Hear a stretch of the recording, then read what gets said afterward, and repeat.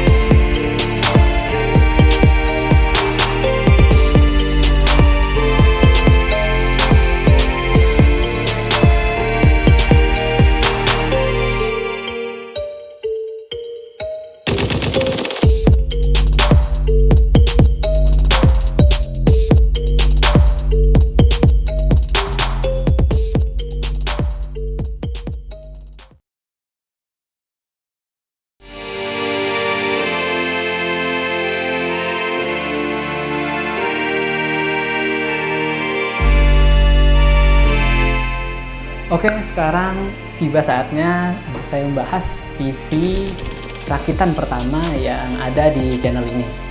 Nah, pada pembukaan kemarin sudah saya sebutkan budgetnya sekitar 30 jutaan, yang mana sebenarnya nggak sampai 30 juta kalau untuk rakitan PC-nya sendiri, mungkin sekitar 27 jutaan. Nah, 30 juta itu sudah termasuk include sama monitor 4K, yang mana di sini saya menggunakan monitor dari LG.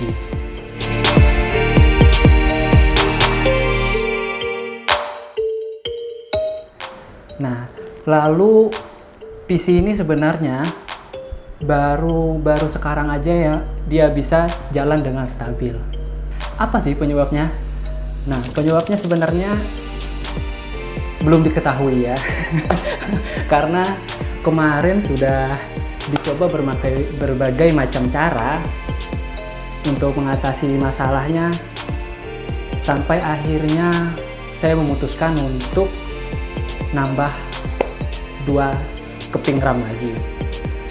Pertama itu setelah perakitan sampai ke instalasi Windows, driver dan kawan-kawan itu masih normal. Terus pada keesokan harinya yang kebetulan saya nggak ada di kantor, jadi orang-orang kantor coba ngidupin PC-nya dan ternyata PC-nya nggak nyala. Sebenarnya sih nyala, fan-nya nyala kan, heatsink, fan, atas bawahnya nyala, semua nyala, tetapi tampilan di layar tidak muncul. Nah, itu sih menurut saya sendiri penyebabnya antara monitor, kabel HDMI, DisplayPort atau VGA, dan juga masalah pada RAM. Tetapi semua penyebabnya tadi sudah dicek masing-masing, sampai ke RAM-nya sendiri sudah dicek ke PC lain, ternyata berjalan normal dan masih bagus. Tetapi pada saat dipasangkan ke PC ini ternyata tidak ada tampilan di layar. Nah, saat itu saya coba untuk memasang 1 slot RAM saja dan ternyata masih bisa berjalan normal, masuk ke BIOS hingga ke Windows. Berarti masalahnya berada di dual channelnya. Nah, setelah itu saya coba putuskan untuk upgrade, jadi kita nambah jadi 4 slot, kita isi full. Tetapi sayangnya saat itu kan masih lockdown dan juga toko online dan offline kebanyakan stok barangnya kosong semua. Jadi untuk mencari RAM yang compatible juga agak susah. Dan yang dapat di sini malah berbeda dengan RAM yang pertama dibeli. Yang pertama dibeli kan RAM-nya yaitu dari Corsair, dan yang saya beli lagi ini dari Kingston yaitu HyperX RGB kit 16GB. Nah, setelah saya coba pasangkan ke 4 slotnya tadi full, alhamdulillah PC-nya bisa berjalan dengan normal, walaupun setelah perakitan agak blue screen lagi gitu kan. Entah kenapa itu penyebabnya, nggak tahu lagi ya. Sebenarnya sih sebelumnya juga sudah coba untuk tukar heatsink dari Cooler Master ini. Saya coba tukar ke heatsink bawaan dari AMD Ryzen. Ya sebenarnya sih nggak terlalu bermasalah, cuman sepertinya agak nekan ke prosesornya itu, dia bisa menyebabkan gak muncul tampilan, karena kan memori controllernya sendiri berada di prosesor. Nah, untuk kalian yang pernah mengalami masalah seperti ini, bisa dituliskan di kolom komentar buat share pengalamannya. Siapa tahu kan bisa membantu kami untuk menyelesaikan masalah PC rakitan pertama ini.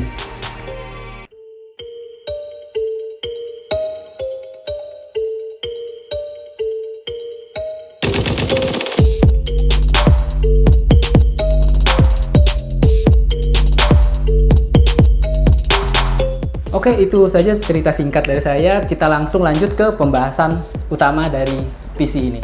Nah, mungkin penonton ada yang bertanya, kok kenapa nggak pakai water cooling atau liquid cooler? Penyebab utamanya adalah satu, karena PC ini untuk kantor, jadi kan untuk perawatannya, jadi orang kantor setidaknya bisa melakukan perawatan. Yang mana kalau untuk air cooling sendiri kan jika sudah berdebu tinggal dicopot dari tempatnya ini, nanti kan tinggal dibersihkan dengan kuas, selesai. Jadi nggak terlalu ribet, lebih simpel lah menurut saya gitu kan, daripada kita harus pakai liquid cooler. Dan juga dari segi harga pun lebih murah. Ini kan sekitar berada di 700 sampai 800 ribuan. Jadi kan masih masuk ke budget gitu kan. Kalau untuk liquid cooler sendiri biasanya di angka 1 jutaan ke atas. Sekarang kita lanjut ke sesi pengujian. Seperti biasa, kita melakukan pengujian pertama dengan Cinebench R15, yang mana di sini saya melakukan 10 kali looping, dan hasilnya untuk skor sendiri dia termasuk stabil di angka 2000-an, yaitu sekitar 2030-an, sampai yang skor tertinggi adalah 2040 CB. Dan juga untuk suhu CPU-nya sendiri yang tertinggi mencapai suhu 68 derajat Celcius. Lalu beralih ke Cinebench R20. Dilakukan 10 kali pengulangan juga. Di sini skornya juga cukup stabil di sekitar 4600-an. Dan yang tertingginya sendiri ada di 4680 CB. Dengan suhu tertinggi ada di 69 derajat Celcius. Untuk suhu VRM-nya sendiri, dia mencapai 58 derajat Celcius. Lalu lanjut ke pengujian di V-Ray.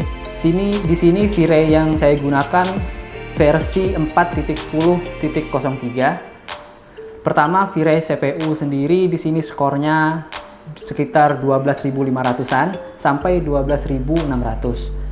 Untuk hasil V-Ray GPU-nya sendiri berada di 278. Lalu lanjut ke 3D Mark. Di sini saya mengujinya dengan 3, yaitu 3D Mark Time Spy, Fire Strike, dan juga Night Ride. Berikut adalah hasilnya.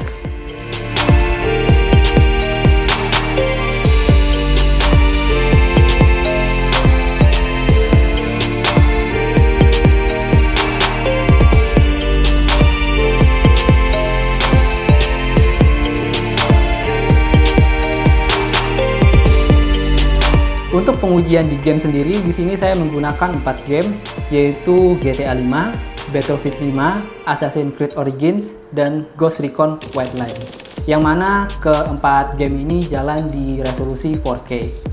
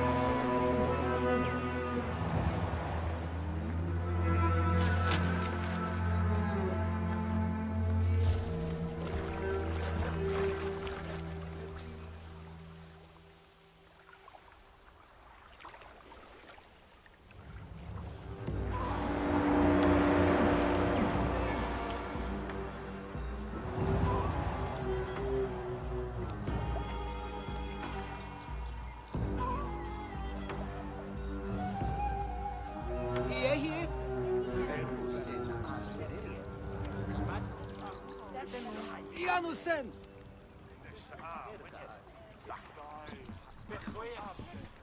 يسبكي جبا خايم هيد شاي جد بسا هن من نفر نوجينو نفر وشب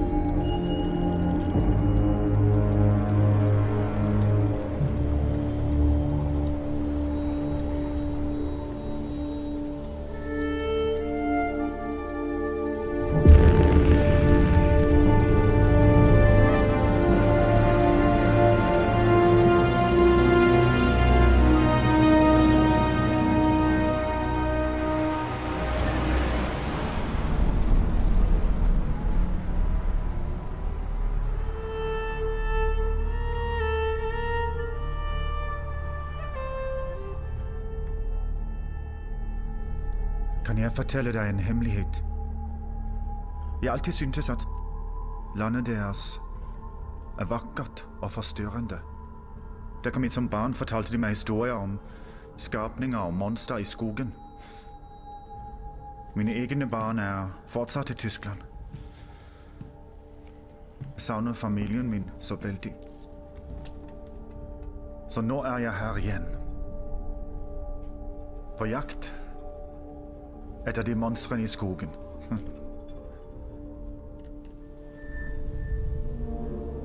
For 3 dager siden prøvde en liten britisk kommandotropp å utføre et raid ved hjelp av en tekniker her. Angrepet lyktes ikke. De ble drept, og vi fanget dem. Vi vet at noen er der ute.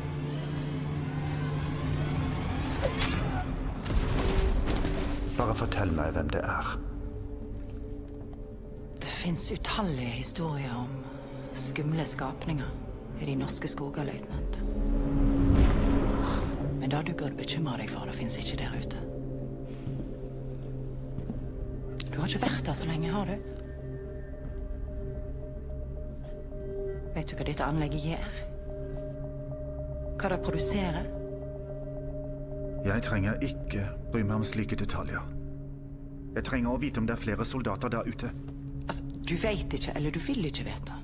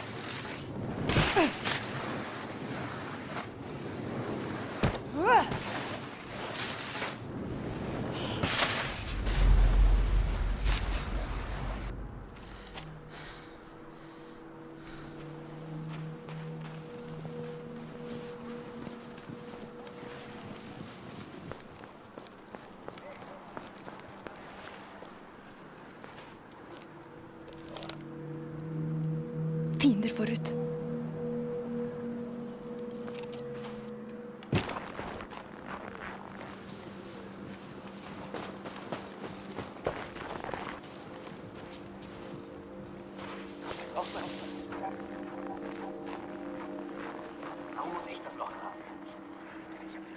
geschossen. Wir können tote Widerständler nicht einfach liegen lassen, oder?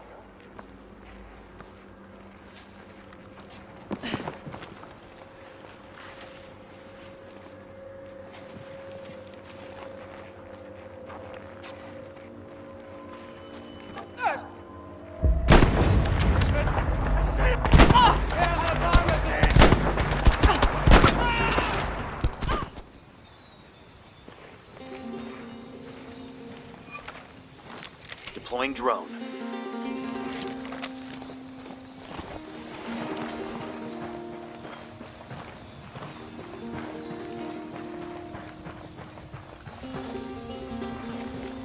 I'm riding the motorcycle. Go ahead without me.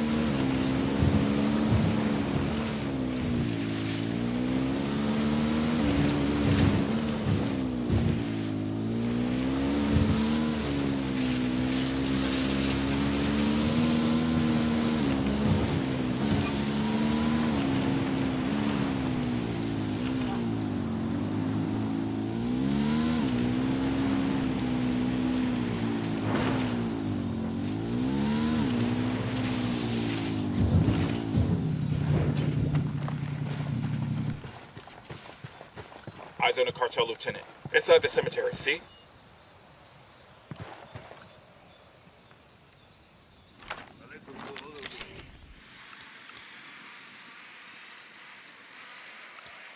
I see a second target.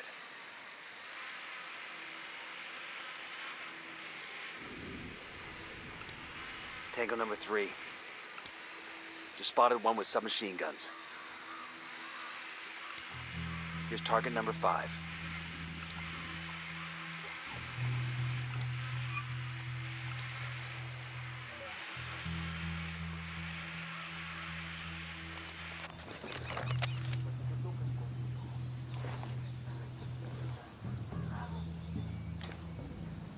Moving to position.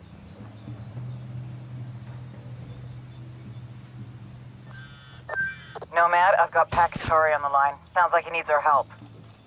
Put him through. Hola, compadre. I have a problem in Itaqua, and Bowman says you might be able to help. My people need help. There have been many losses to the cartel, and the horrors inflicted by Yuri Polito have broken their spirit. The fires of revolution have almost gone out. Spare me the rhetoric, Katari. Just tell me what you need. There is a cartel supply convoy passing through the province soon. Capturing it would give my people much-needed supplies and restore their morale. Can you do this? Consider it done. We're taking orders from Pacatari now? Katari needs this convoy. We are gonna give it to him. The more he depends on us to get shit done, the more we can get out of him in return.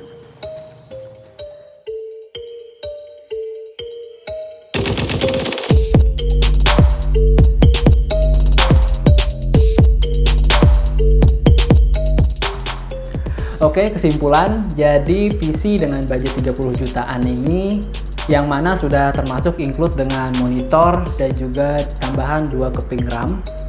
Untuk performanya sih sudah sangat mencukupi untuk diajak editing maupun rendering 4K. Tentu masih bisa kita ajak untuk bermain game, yang mana tentunya dengan settingan rata kanan. Terlepas dari ketidakberuntungan kami pada PC rakitan pertama ini, yang mana mengalami sejumlah masalah setelah dirakit kemarin, yang mana itu menjadi sebuah pengalaman yang berharga, terutama untuk saya, karena tak selamanya rakit PC itu mudah.